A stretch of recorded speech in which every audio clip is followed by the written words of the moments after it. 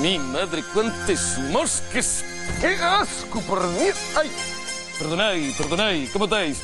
Estoy haciendo campaña aquí, en tierras extremeñas. Miráis, ven acá. ¡Ay! Mira, qué riquín. Bota pacón. ¡Ah! ¡Qué asco! Este igual que sabe a gocho. Bueno, nada, no aguanto más. Estoy farto. Marcho para el extranjero. Miráis, un saltín y... ¡Ay! ¡Yepa! Ya estoy a salvo, qué guapo. ¡Ay! ¡Qué guapo ye Portugal! En este país, aquí sí que tan civilizados. No son celtas, eso sí, pero ¿para qué? Si falan mirandés y tienen unas toallas de cotón, pero curiosas, que no te saquen bolones ni nada. Non como EI, nel otro yau, nel califato cazurrón, que ni siquiera tienen pan de escanda, Mirai lo que fago.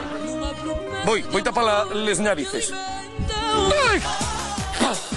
Ahora estoy aquí, en el norte de África, rodeado de infieles y pateras y la de su madre. Y ahora, miráis.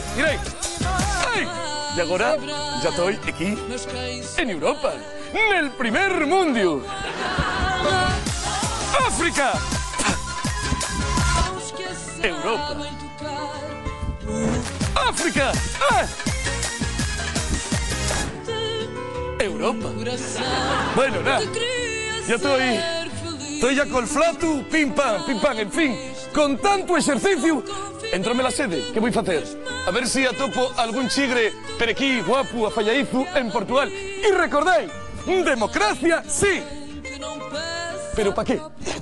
¿Para qué? ¡Vota Pacón!